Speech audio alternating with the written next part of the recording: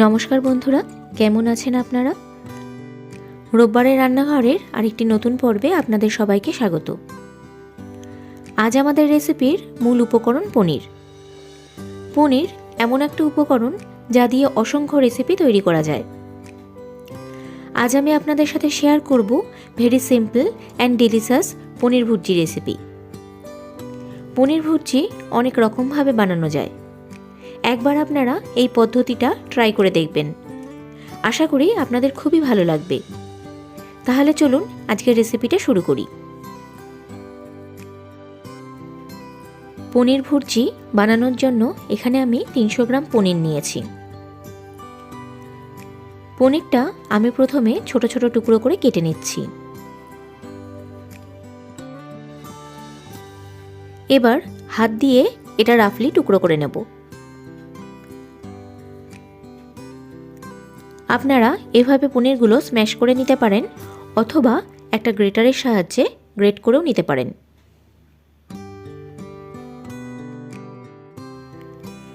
পুরো পনিরটাই আমি এভাবে রাফলি স্ম্যাশ করে নিয়েছি।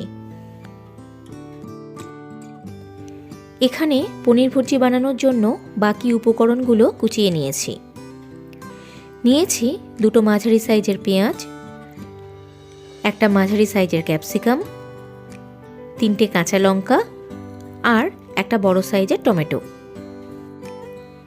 এবার চলুন রান্নাটা শুরু করি। কড়াইতে দিচ্ছি 1 টেবিল চামচ সাদা তেল আর ছোট 1 চামচ ঘি। আপনারা ঘিয়ের পরিবর্তে বাটারও দিতে পারেন। তেলটা গরম হলে দিচ্ছি 1/2 টিস্পুন গোটা জিরে, 1/2 টিস্পুন মৌরি। এবার দিচ্ছি দুটো মিডিয়াম সাইজের পেঁয়াজ কুচি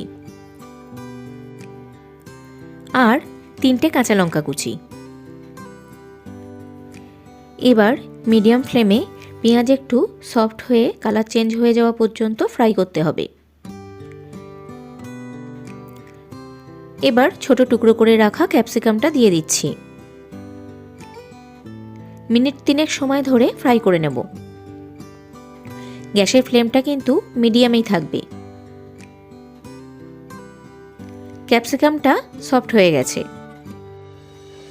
এবার দিচ্ছি 1/2 টিস্পুন আদা বাটা আর 1/2 টিস্পুন রসুন বাটা। 2 মিনিট ভেজে নিচ্ছি যাতে আদা রসুনের কাঁচা গন্ধটা চলে যায়।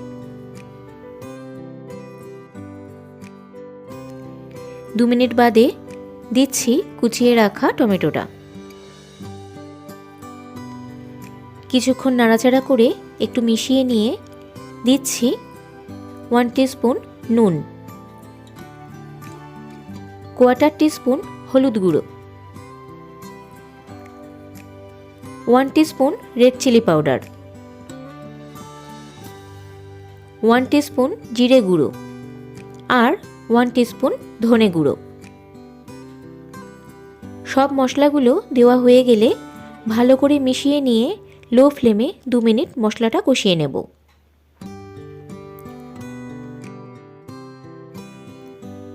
দিচ্ছি 1 টিস্পুন টমেটো সস।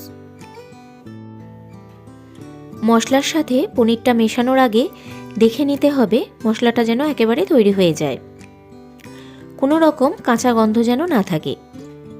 কারণ পনির রান্না করতে একেবারেই বেশি সময় লাগে না।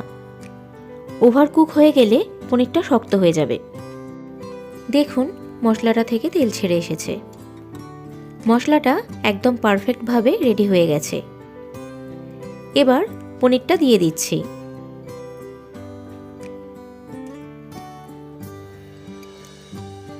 মশলার সাথে পনিরটা ভালোভাবে মিশিয়ে নিতে হবে।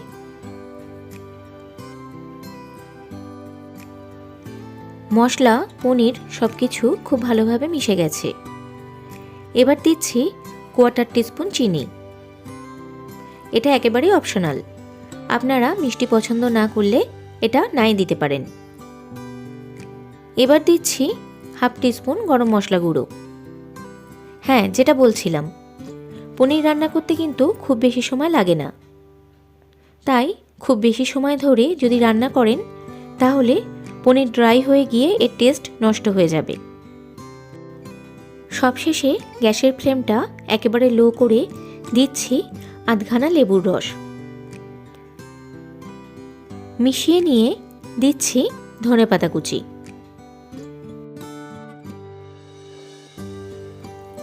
ভালো করে মিশিয়ে নিলেই রেডি আমাদের রেস্টুরেন্ট স্টাইল ডিলিশাস পনির ভুর্জি। পনিরের এই রেসিপিটা তৈরি করা যতটাই সহজ, খেতেও কিন্তু ততটাই টেস্টি হয়। টিফিন, লাঞ্চ বা ডিনার, রুটি, পরোটা বা রাইস সব কিছুর সাথেই খেতে অসাধারণ লাগে পনিরের এই ভুর্জি। এর সাথে আপনাদের আর কোনো সাইড ডিশ রান্না করার প্রয়োজনই পড়বে না। আজকের পনিরের এই রেসিপিটা আপনাদের কেমন লাগলো অবশ্যই জানাবেন। ভালো লাগলে একটা লাইক করবেন, পরিবার, পরিজন ও বন্ধুদের কাছে শেয়ার করবেন, আর আমার চ্যানেলটা সাবস্ক্রাইব করে আমার পাশে থাকার অনুরোধ রইল। আপনাদের সঙ্গে দেখা হচ্ছে রোববারের রান্নাঘরের পরবর্তী আরেকটি নতুন পর্বে। ভালো থাকবেন, সুস্থ থাকবেন আর সঙ্গে থাকবেন। নমস্কার বন্ধুরা।